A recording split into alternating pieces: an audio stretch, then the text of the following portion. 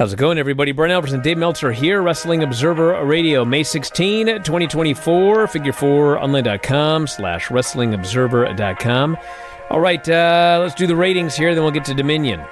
Okay, well, I guess the key thing, so SmackDown for the week was 6th. Basically was behind 3 NBA games and, what was it,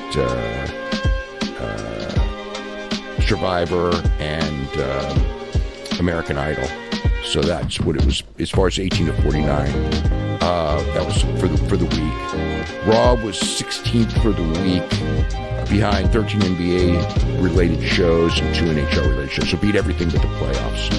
So essentially first, other than the playoffs, which it wasn't going to beat. Dynamite, 39th, which was behind 33 shows related to the playoffs. Raw and the UFC show, and ESPN Sunday Night Baseball, Vanderpump Rules, and NASCAR. So entertainment, Raw 1, Vanderpump Rules 2, Dynamite 3, NXT was 8th. So I think the interesting thing about with the AEW number, as far as in the rankings in the entertainment, last year on this very week, the show, the AEW show, was Jon Moxley Kenny Omega cage match, which did a .33, and a .33 was good for 7th place. This year, the show did a .24, which was good for 3rd place, which tells you again that, when people say that, look at how much they're falling, it's like, yeah, they did. That's a big drop, .33 to .24. But when you look at it compared to cable as a whole, they jumped from 7th place in the week to 3rd place for the week. So, that tells you, in comparison to the fall of shows on cable, they're not doing badly at all. So, anyway, that was that. Everything was down in some degree. NXT actually, I thought, did very well last night. 567,000 viewers. Does not sound like a big number for NXT, but it did an 0.18. And, they were against, the basketball. They were against the hockey. And they were against Caitlin Clark's first pro game on ESPN2. So that was a very serious competition. And Vanderpump was always against this time of the year. So NXT number I actually thought was very good. Raw was 1,589,000 viewers at 0.53. Again, it was the lowest viewer number since football season, but the 1849 was fine, especially considering, the competition. The basketball was not a giant number, but still playoff basketball and playoff hockey. And so that was that. As far as Collision and Rampage were down, Collision was 378,000 viewers in 0.12, Rampage 324,000 in 0.11. So, the thing there is that it was on a different station. It's usually on TNT, and it was on TBS. And that was going to make a difference. I thought that Collision show was a hell of a show, but, moving to a different station is always going to cost you viewers. So, that was that. And Rampage actually didn't like fall off the cliff like it had the previous 2 shows. It wasn't like there was this mass turnoff, except in males 18 to 34. Well, really 18 to 34 in total, but mostly males 18 to 34. In 35 to 49, more people watched Rampage than watched Collision for whatever reason, which is interesting. But again, it's always that the problem with the AEW right now is the 18 to 34. That's a fickle group that will watch you when you're hot and not, 35 to 49, they're basically in the ballpark of what they've been doing for, a long, long time. But 18 to 34 is, it's a problem. And, to change that, they have to be cool and they have to be whatever it is. And I don't know the answer to what to do, but it is a problem. And, it was a real big problem here because They went from 50,000 for Collision to 20,000 for Rampage. So 60% drop when Collision started in that demo. But in all the other demos, there was essentially no drop and actually very, very slight gains, 35 to 49. All right, we got Dominion coming up on June 9th, and we have a number of matches announced. Jon Moxley's defending the IWGP World Heavyweight title against Evil, which we knew. God, yeah. That's a tough one. Yeah, get it over with. Get it over with. This Dominion's like one of the biggest shows of the year. Well, then he can defend against other people. I guess he can defend against Takeshita It very much does look like they're going to have that match. Yeah. Defend against Takeshita, and then he'll probably be... I think that there was some talk of Naito at Forbidden Door. Really? Mm-hmm. Yeah. We got Shingo versus Hanare for the Never Openweight title. That match is going to be fantastic. Yuya Uemura against Great-O-Khan, King of Pro Wrestling 2024. We don't know the stipulation suggested or voted on yet. Yeah, we don't know the rules yet for that one. Jeff Cobb versus Ishii for the New Japan World Television title. Well, we know that's going to be freaking awesome. We have a 4-way tornado elimination match for the IWGP and New Japan Strong Tag Team titles. ELP at Hikuleo versus Kenton Chase Owens versus TMDK versus Bishamon. And then we have the Best of the Super Junior finals. So the winners get both belts? Yes. Tornado match? Yeah. Okay. Elimination. 4-way tornado elimination. Okay. So last team standing gets all of the belts. Yeah. That's how it's worked. So that is the Dominion show that's coming up on June 9th. We also got Willow and Tam Nakano coming up. Yeah, that's on Saturday night in Yokohama. So the story behind that one is that the match had been talked about, and Stardom didn't want the match this soon. They wanted to promote it longer, and basically Tony Khan told them, or AEW, I don't know if it was Tony directly, but AEW told them, you got to do it this week. It's got to be this week.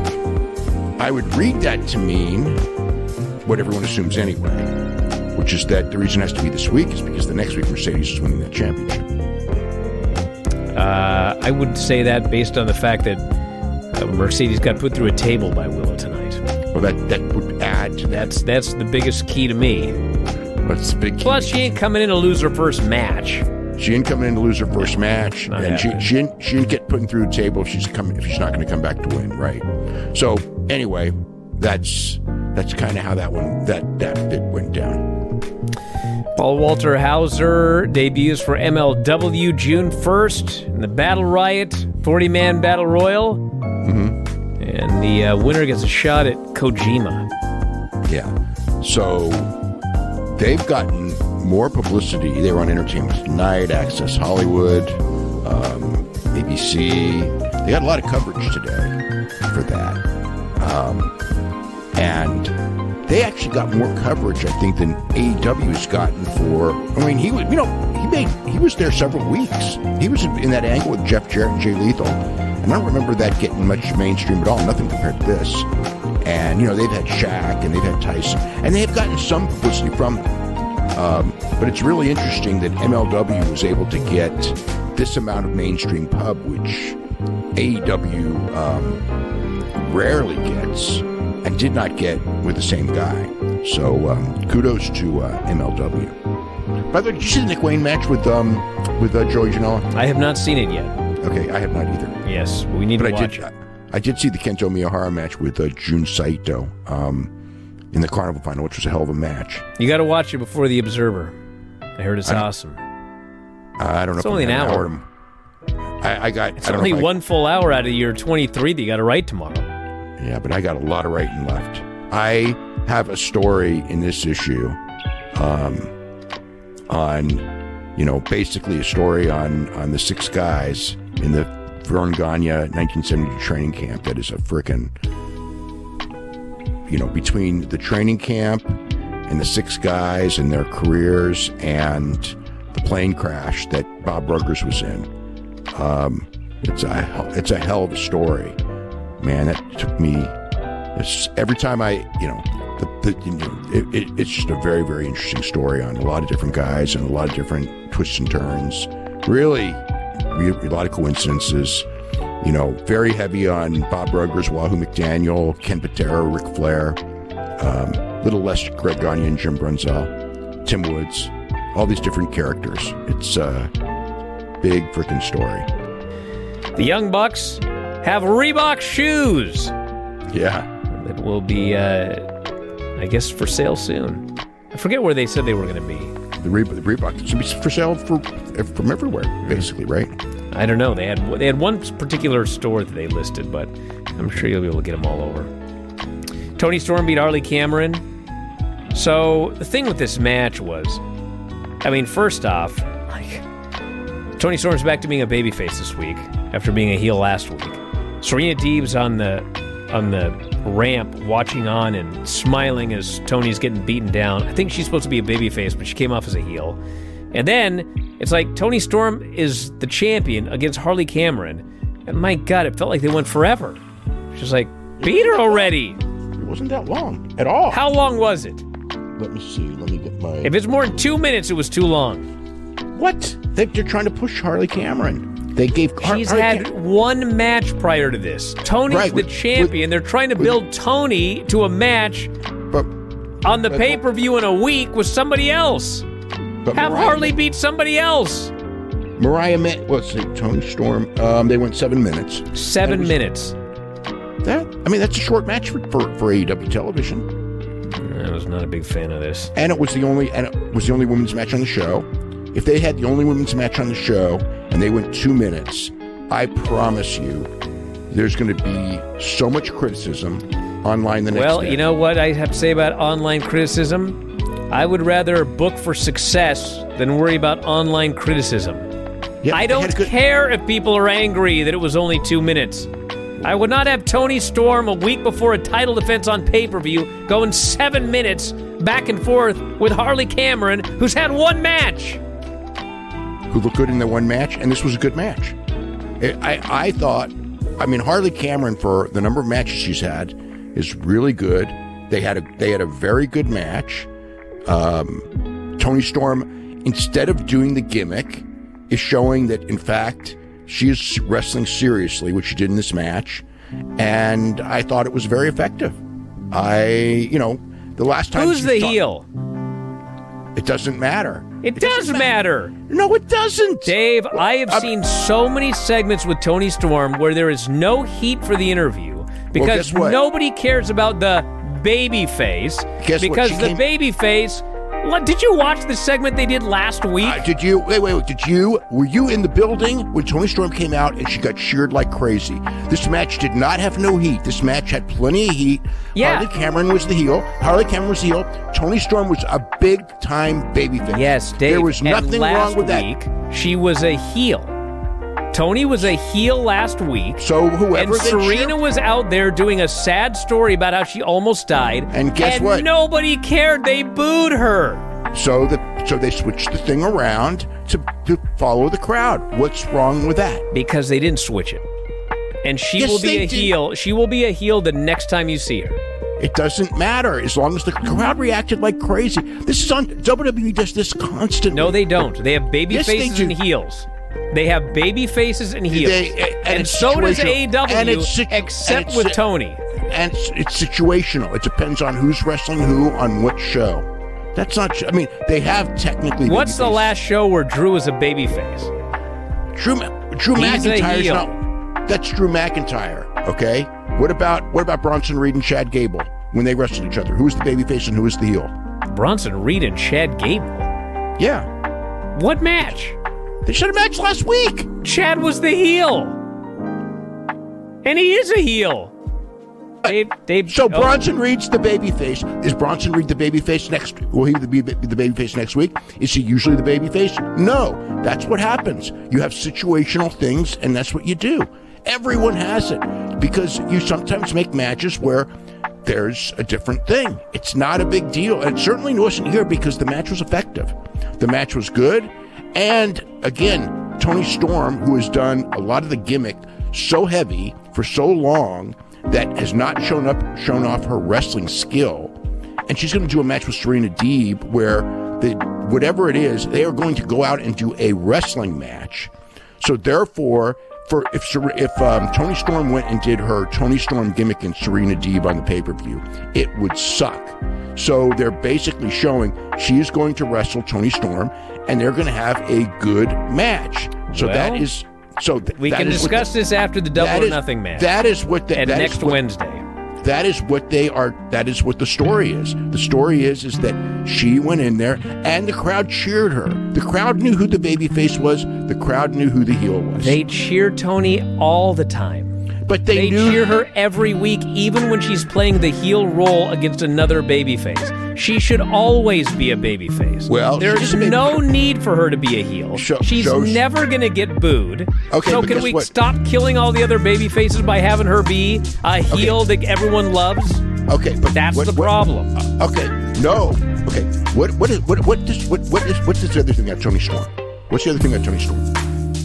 She is the world champion. Yes. A real world champion wrestles babyfaces and heels, and in that role, depending upon the situation, you're situational. That's everyone from Luthez to Jack Briscoe to Dory Funk Jr.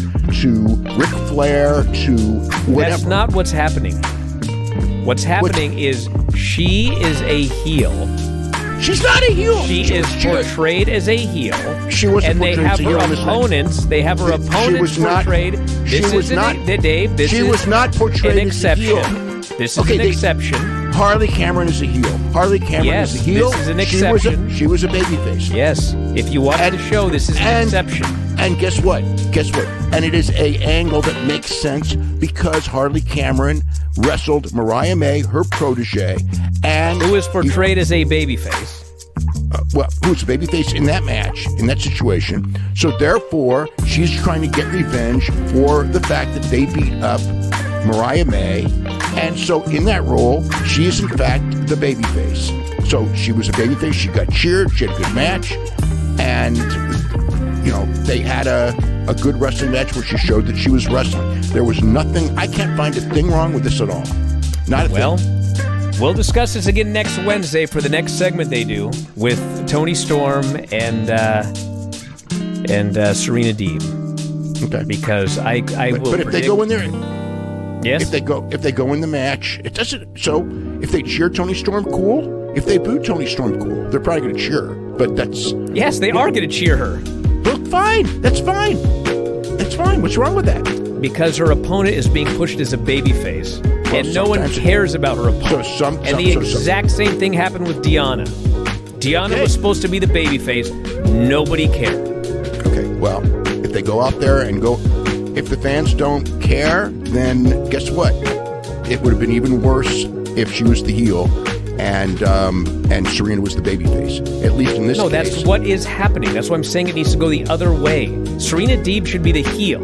Toni should be the babyface. Deonna should have been the heel.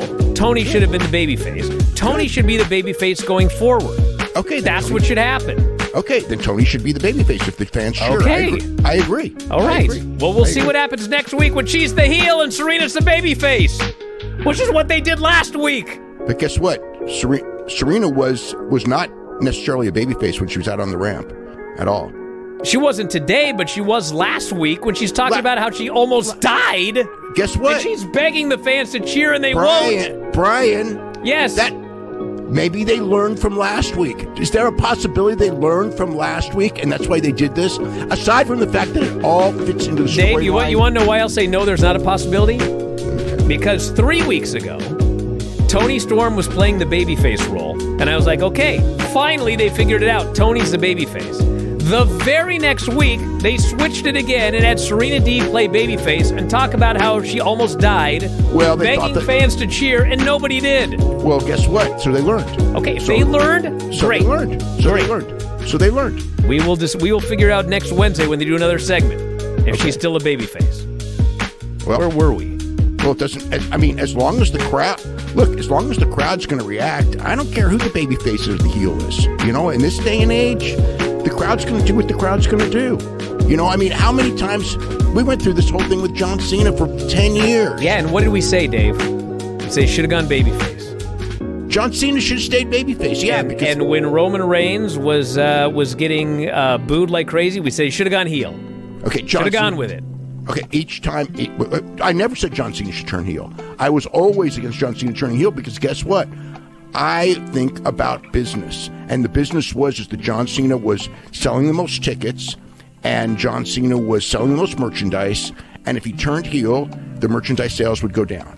And that's why Vince McMahon never turned him, and when he went to the house shows, he always got cheered, and it was just the TV crowd, and John Cena was the most successful character they had for all those years as he was being booed as a babyface. So it doesn't matter that he was booed as a babyface at all, because he was the number one drawing card that they had that entire period.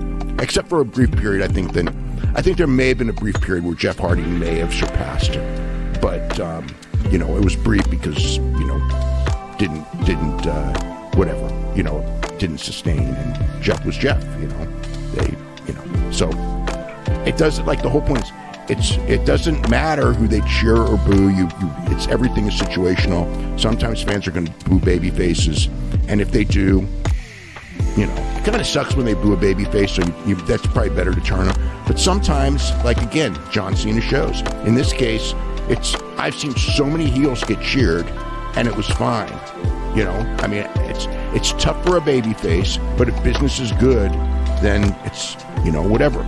Everyone cheered the NWO. It was great for a while. At some point, of course, it turned bad, but that took years. When it did, then you had other problems. And they tried to turn a babyface to begin with.